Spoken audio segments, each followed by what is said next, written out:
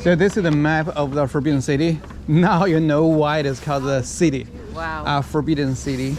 Yeah, so which occupies an area of 72 hectares. 1 hectare is equivalent to 2.4 acres. So that is about the size of 178 acres.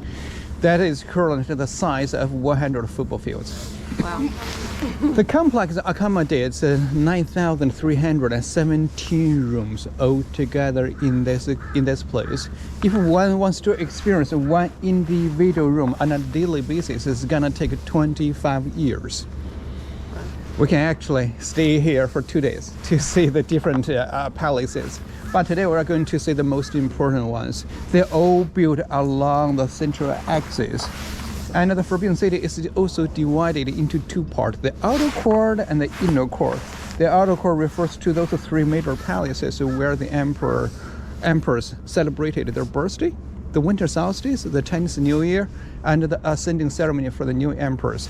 But they do not come to this area very often. They spend most of their times in the inner court, where they were staying with their families, the empresses, the concubines. So they spend most of the time in this area. But the thing is, most of those important palaces are built along the central axis, and they do not open to the public. That means we cannot walk into the palace. What we're going to do now is to visit a furniture hall over here, where there are 300 beautiful furniture displayed, where we can get a very close look to those beautiful furniture. They are very similar to those furniture displayed in those major palaces. Okay, and our major route, traveling route, will be the furniture hall and get back to this area, that place, that gate, and continue the tour to the major palaces. And also we're gonna spend a short period in this area where the empress mother resided back in the days, and then continue the tour to the central axis along this way. Do you know where we are now? No. We just came through. Yeah. Where? We're here. Yeah, over here, next to this gate, the gate of glorious harmony. And we just came through this gate. This gate is called the Meridian Gate, because the emperor thought that his residence was built along this meridian line. And the gate was standing at the southern part of this meridian line should be called the Meridian Gate. So this is the place we just came through. All right? Nice. And the Forbidden City was constructed in 1406. 1406, and which took 14 years and completed in 1420 by the 3rd Emperor Zhudi, by this emperor who moved the capital from Nanjing to Beijing. Nanjing was the former capital city of the Ming dynasty. This guy who moved the capital from Nanjing to Beijing, and started from him, all those 24 emperors lived in the Forbidden City. So the construction was completed in 1420. Let's do the math. What's the age of the Forbidden City? How old is the Forbidden City? Wow. We're actors. Not good at math. It's like 604 years old. I was like, Yeah. Okay.